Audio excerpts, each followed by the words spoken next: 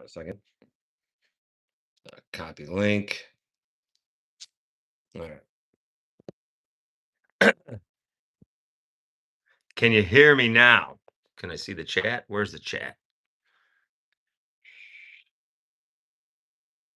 No, that's playables.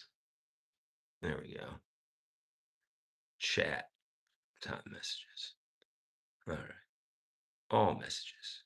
You can hear me now. All right. We'll let some people come on over here. Had a bunch over there. It's disappointing. Give me a chance to find 12. Where is 12?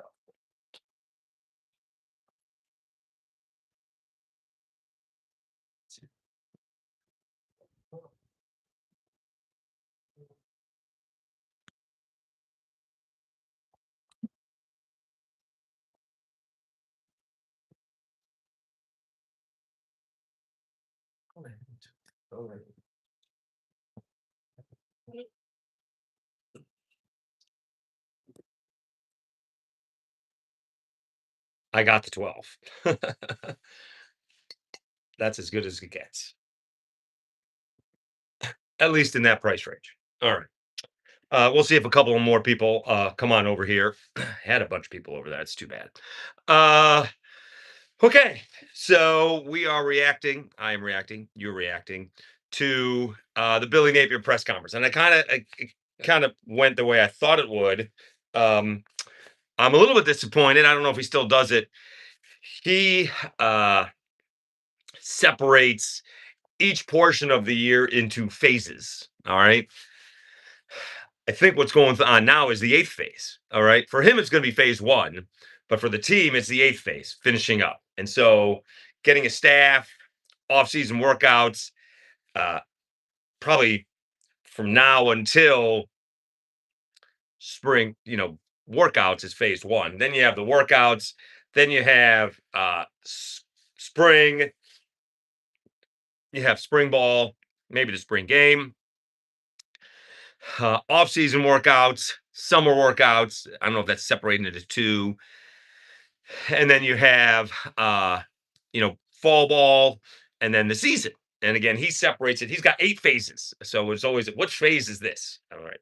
So we'll see if he still uses that. Maybe just easier to assign jobs and things like that. So very disappointed. I didn't have a chance to tweet it out. I was hoping for less than 5 minutes after his thank yous and introducing the family, but he didn't mention phases. So we'll see when that happens. All right. He did mention that the presser, because we were hoping the presser was going to be on Saturday. Oddly enough, I don't know why I thought that. I guess a couple of people had mentioned that to me on Friday. But his son Sammy was in a play on Tuesday. I guess you could have still had the presser on Saturday, but maybe he didn't want to step on the game itself, or right after the game. Game was Friday, but the son Sammy was in a play, stole the show apparently. Of course, that's coming from the dad. So we shall see moving forward. All right. So the press conference was generally what I expected. What did you guys expect? He is going to take every advantage, which is an enormous advantage in Tulane. And Will Hall is in the same boat, a little bit different boat, right? Because Will Hall's been part of Tulane. So it's a little bit different, but generally speaking, it's the same. You got an outgoing coach still coaching the team. That rarely happens. Period. Usually the new coach is up and about taking the new job, right? Alex Golish isn't coaching USF. He's over there in Auburn. Bob Chesney was out west, did a little media out there. I did not see him at the press conference. Probably a good idea by him just to let Billy have his moment. And then he's going to talk to the coaches, going to ask a lot of questions. If given the opportunity, he may ring up Curt Cignetti. What does he think about JMU and how to go about it and what makes JMU special? I did mention that he's a Furman guy, played quarterback at Furman, so he's very familiar with JMU. So there's that. He also asked for transparency, which there was a little bit of that when he left the Cajuns, and then there wasn't. He was going to take a certain amount of coaches and a certain amount of players. And then he had to take more coaches and more. I don't know about more players, but he took more than he was supposed to. All right. Now, just recently, I was told that was because nobody wanted the job. Uh, he couldn't find anybody who wanted the job. I don't know if people didn't want to go work for Florida or didn't have enough in the paying him. I don't know why specifically, um, but I was told he could not uh, get the coaches that he wanted, so he had to take the coaches that he knew, and they all were getting raises. Uh, so we'll see how that goes. He did have his say general manager with him, associate AD in charge of football personnel, somebody who was with him with the Cajuns. So there's that. Um, and he's going to be saying, we just want to know who's. Doesn't matter who's leaving, right? I don't think he's going to ask.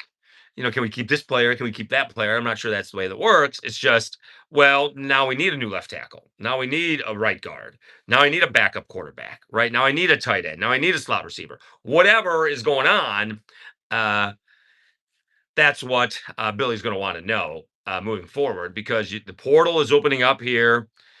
It really isn't more than a few weeks. It's 3 weeks, and then um, uh, it's early sign, and then it's not early signing day. Then it's national signing day.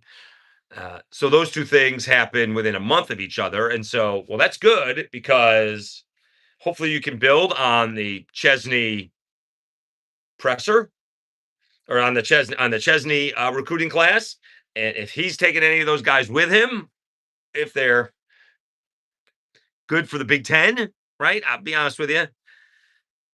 I'm so impressed with Kurt Signetti. I'll be the first to tell you, I did not think that the JMU guys were going to thrive at the Big Ten level, and obviously they have. I know there's a few of them left, um, but they did right. I mean, they made the playoff last year, and they made the playoff this year. They went to Oregon and beat Oregon. They just beat Ohio State, so they can hang a little bit. So we'll see if Chesney takes anybody with him. John Summerall mentioned he wasn't. Right, I'm not going to tell anybody to come with me to Florida. That's Tulane's recruiting class. So we'll see. If some guys are not going to be fast enough, right? A 4.6 in the Sun Belt is not a 4.4 in the SEC or the Big Ten. So that's the difference. All right. But otherwise, it feels like it was interesting. He did say one thing, like, we're going to build, I have my ways of doing things, but JMU has their ways of doing things, and we're going to build on their way and see where my way fits in. Basically what he said, right? He's going to defer to JMU because they have their traditions, whatever they may be. And I kind of like that. I kind of like, we're going to start off with their way first and then fill in the holes where I think they need to be filled in with my way, whatever that means. I have no idea what we're talking about. I don't think we're talking offense. I think we're going to be running Billy Napier's offense, right? I don't think we're going to be running Bob Chesney's offense. We're going to be running Billy Napier's offense, and that's basically, I think, it's basically the same offense. It is an RPO. It is a run game first. All right. Although it always annoyed me that he would start off games passing and use the passing game to open up the running game. They had a incredibly successful running game. And Billy, I'm gonna say lucked into it, but sort of with the Cajuns, right? A lot of the guys that were successful had been recruited by the previous coaching staff. Mark Hudspeth brought in Kevin Dotson, plays for the Rams. Robert Hunt, I think he's on the Titans, right? Formerly of the Dolphins. You had two NFL linemen on the same offensive line. That's pretty good. You had Eli Mitchell, NFL guy. Trey Regis got a little time in the NFL. Raymond Clay Jr. got a little time in the NFL. And so you had, and the thing was, Eli Mitchell was like the youngest of the bunch, or I would say the best of the bunch, but the youngest of the bunch. And so Trey Regis was this little bowling ball that, you couldn't bring him down and you couldn't catch him, which was interesting. Eli Mitchell, a little bit more graceful, and Raymond Clay Jr., the speedster. And you just had, good luck. And these guys didn't get tired because no one's carrying the ball 20 times. They're lucky if they each get it 12 to 15 times. So no one's actually getting tired. in that situation. So we'll see what they do moving forward. But that's what he is. He's a run. He was a run first guy. Um, Changed it a little bit in his last year. Again, I've said this before. I didn't think Levi Lewis got better than I thought, but um, his deep ball did better. Did better. All right, what do we got here? Better now. 6 of the 22 players at Indiana are all right. Not impressed with this coach. Why aren't you impressed with the coach? All right. You can find the press conference on ESPN Plus. All right, that's where I was watching it. I guess if you go to JMU Facebook, maybe it's probably there. I don't know if it's going to be re-recorded, but it was on ESPN Plus. It's on JMU Facebook. That's where you can go back. It started out with the president, then the AD. I got to go back. I did try to listen to it. I'm not sure if I got a time frame, but Matt Rowan, and I like this. Matt Rowan and Bob Chesney were well aware of what was going on, and I kind of like the transparency from Bob to Matt because they started a list pretty quickly. And so I don't know if that's Chesney's agent telling Bob, hey, we got people calling maybe Penn State, right? Because Franklin was fired relatively early. When they started the list, Billy was not available, and he said mid October. So Chesney had actually told Rowan, there may be people calling. All right. And Rowan's not an idiot, right? If he sees what the schedule is. We get past ODU, we're probably going to finish undefeated, and I'm going to need a coach. Whether we make the playoffs or not, I'm going to need a new coach, right? In fact, Chesney had the job before the playoffs were announced. So I'm going to need a new coach. So that's a good job of preparing uh, what Rowan did. It'd be interesting to find out who else was on that list. I don't know if we're going to find out. Obviously, people don't like telling people that who didn't get the job. Uh, Napier mentioned that he liked the timing of everything, the tradition of JMU. He also mentioned it just worked out for him. He said something specifically of why JMU. And he did. He said this. This is what he said. He said, I was in a position to where I could kind of pick and choose. So I wanted to know who he was picking and choosing from, mostly because I'm nosy. Because I thought he was going to end up being an offensive coordinator. I thought maybe, I don't know what the Saban rehab assignment is these days. He can go back to Dabo. I don't know. Got fired from Dabo. So I'm not sure what that would have been. All right. I want to see how long he stays. I want to see how this changes after other coach decision if he does well on the G5. Well, that's the thing. All right. Uh he may stay longer, though, as long as he wins. He may stay a little bit longer because it's going to take a little bit more than 1 or 2 good seasons to get him into good graces of a power 4. And I'm not sure he's going to take a Tulane, right? Could he have had Tulane? Was that a possibility? Just mentioned for a little bit with Tulane. So I'm not sure he didn't do that with the Cajuns. He waited until the big time job came open. In fact, the big time job compared to others in the conference, right? I mean, didn't end up at Mississippi State, didn't end up at South Carolina. He ended up at Florida. Uh, was interested in Auburn, but he stayed for that extra year. All right. Coach had all the charisma of a cheese sandwich. Yeah, he's probably not. Um, uh, you know, um, Laughs, something like that. I think he's easier to get along with and more thoughtful than a Kurt Signetti. All right, who was, how would you say it, direct? It's easy to say Kurt, but a direct kind of guy, um, not a college coach speak type of guy. Napier he's a football guy through and through, as actually is Signetti, right? They both come from college coaches. Signetti's father's in the College Football Hall of Fame.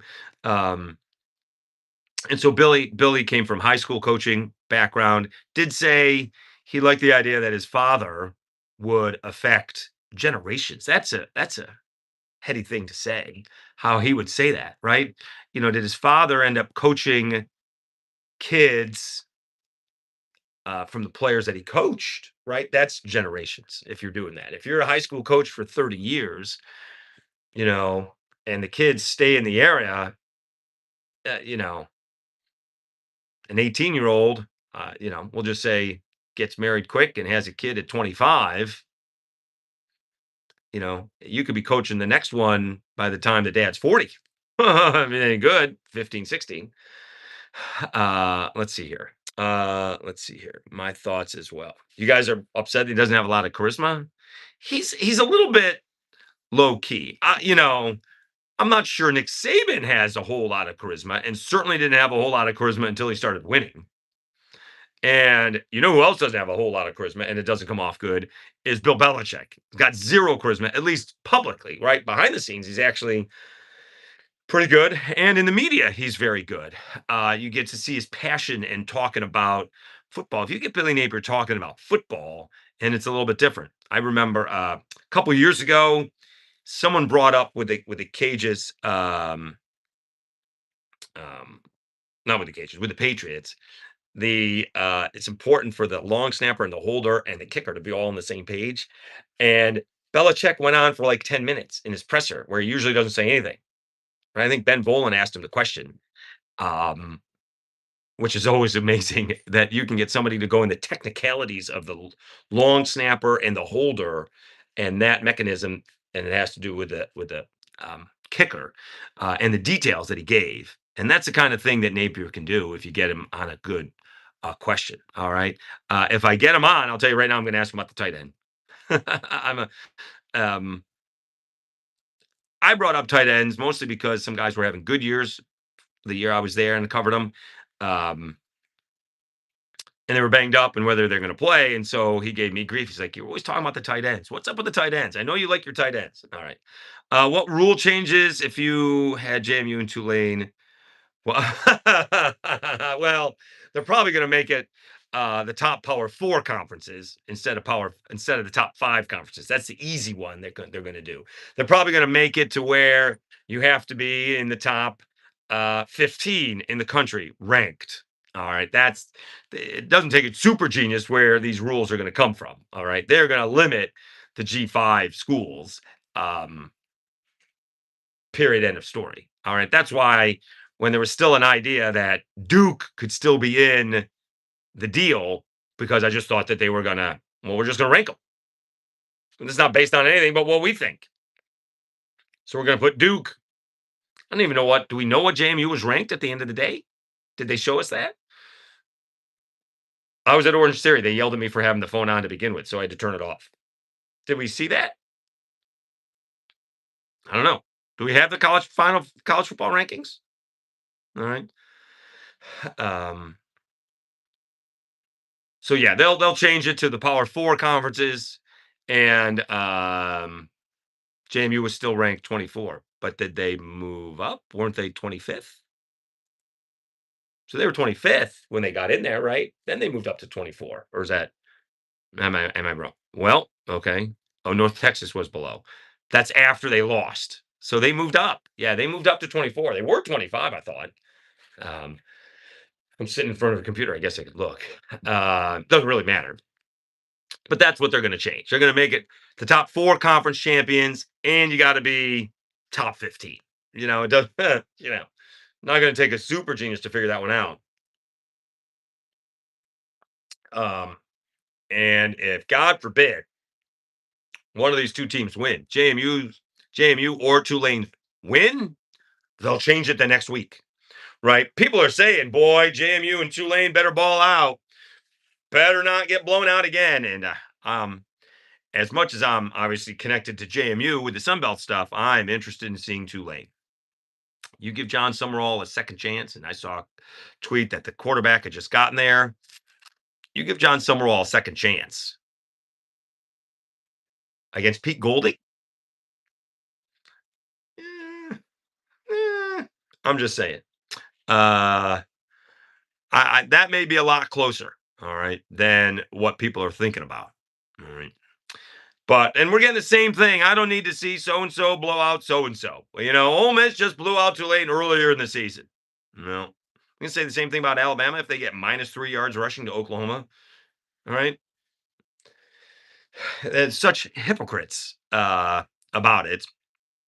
And we just want one spot. Now, the G5 got two spots because, well, the ACC screwed up. That's not JMU's fault. And Chris Vanini from The Athletic and the New York Times, he's right. It's about the expansion. That's where it screwed up. And so when you know it, everybody else has expanded, made it one division or no divisions, as the case may be, except the Sun Belt. And so the Sun Belt had winner in the West, winner in the East. Easy peasy. When you know it.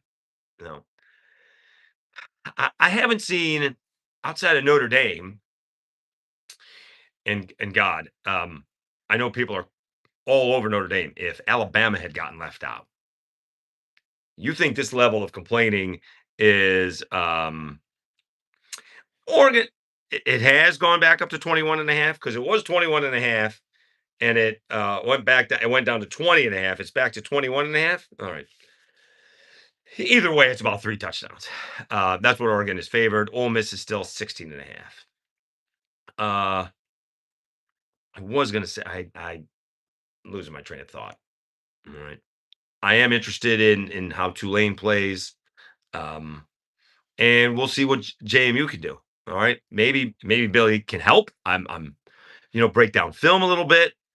Um, it's always good if you're Chesney to get a fresh pair of eyes, you know, kind of a self scouting thing, right? What do you see that maybe we're not seeing?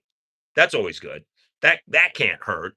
I'm not sure, like a golf lesson, you don't want to change the entire swing, but we can make slight adjustments, maybe. All right, just maybe if you move this guy over here in blitz, or you got to pick up that guy with the blitz. What do you see that Oregon is doing? Things like that, right? Um, so that's not a bad idea. As much as I would presume Napier's not going to offer too much without being asked. But this is what they do. What do you see, Coach? All right. Well, see this guy and that guy, and here's the zone run or a run blitz, or this guy gives it away with that, whatever the case may be. All right. All right. So we are doing better here. I appreciate the patience. I have the same problem on the microphone with my FaceTime phone, and I don't understand it. All right. If the rules change, I almost want to see the G5 make their own postseason for the teams. Didn't make it to the big dance like in basketball. I want to see how the season changes more. Yeah, I don't want that. No, these 2 weeks for JMU, that's what I was gonna say, that I haven't really seen too much exposure for JMU just yet. Maybe more next week, the week of the games. Obviously, Summerall and Chesney were busy with their other schools, so there's not that. But again, I think Alonzo Barnett the third's gonna be a movie. I don't want to see no, I don't want to see a G5. There's no reason for a G5 playoff. It will be I'm just not going to be excited, nearly excited about JMU and North Texas as I am about JMU and Oregon. And neither would JMU be, right? Also, it's a different kind of pressure. You better win that. Everyone think you'd better win this. There's no pressure on JMU in this. There's no pressure in Tulane outside of what the national media is telling you. Don't get whooped. That's about it, right?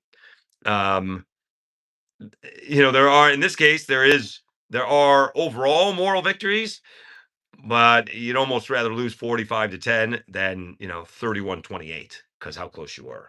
Yeah, the amount of exposure and the amount of what this is going to do for Tulane and JMU is again immeasurable.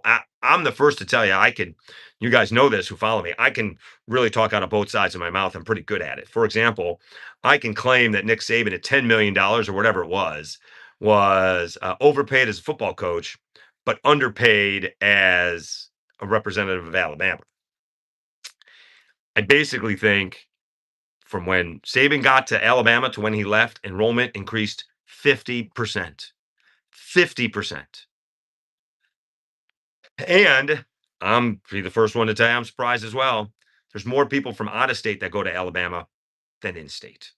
My producer, even from WNSP, he went to Alabama because of second and 26. If you can imagine that. I'm not sure that's a reason to pick a school, but that's what he did. All right. He was waitlisted at Tennessee. He said, no, thanks. I'm going to Bama. Tulane has decided, right? Tulane for many years, we're above this college football stuff. We'll have a team, but we don't need to get into this mix. Yeah. Cost a lot of money to go to Tulane. They can up their enrollment. That's a lot of money. All right. Uh, so Tulane is going to get exposure. JMU is going to get exposure. I mean, just you see what the enrollments are going to be over the next couple of years because people are going to notice. And here's the other thing that's coming up, and not many people have noticed yet. I didn't notice it. Mark Byington over at Vanderbilt has a really good basketball team. I'm not sure they've played anybody, but they're over there at ESPN or Fox. They're going to start putting it together. That JMU had two of the best coaches in America at JMU at the same time. Right? Byington ends up going to the NCAA tournament, beats Wisconsin. Unfortunately for Signetti and JMU at the football time, they were still moving up from FCS to FBS, so they couldn't play in a bowl game or play for the Sun Belt Championship. So that was an issue with that. But I think we're going to hear so many. Wayne Knight is going to get it. We may even hear about Devlin Joyce, who I met on Friday night. So that's pretty good. Let's hear everyone in the FBS. We should be in the same boat. Thoughts on bowl games? Maybe increasing win requirements or something for them to mean more. Bowl sponsors can't be happy right now. I heard something about how they were 6 wins because people only played 11 games. I'm not sure which one we're talking about there. Bowls are in a heap of trouble.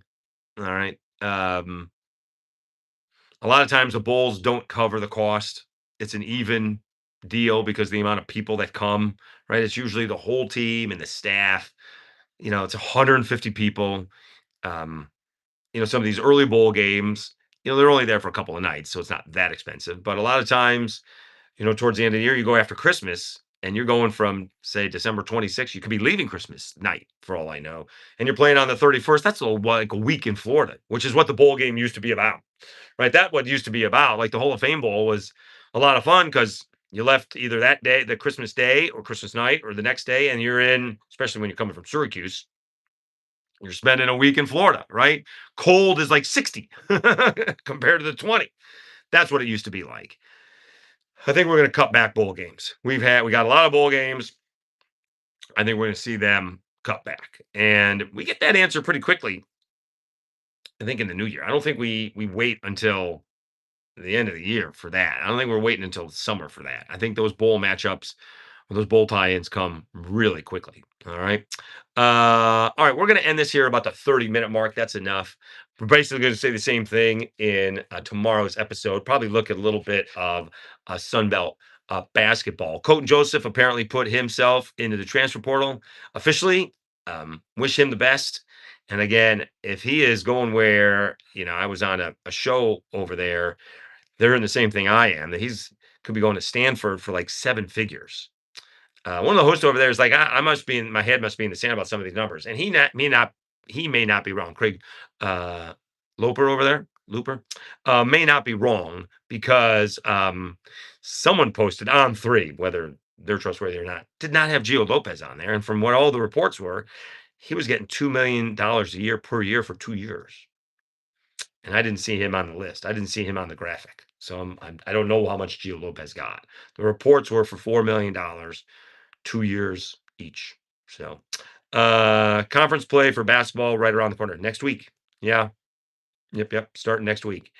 It's going to be a long season for the Louisiana Raging Cajuns. South Alabama just sustained a bad injury, their 3rd leading scorer, and was grabbing 6 rebounds, almost 13 points a game, 6 rebounds a game. That's a tough one. And again, somebody from the NAIA. Richie Riley is such a good recruiter at that spot. He does such a good job. All right. They were the regular season champs last year. They're off to a good start this year. We'll see how it goes. They're starting off with 4 games on the road in the Sun Belt, and not the most difficult of all games.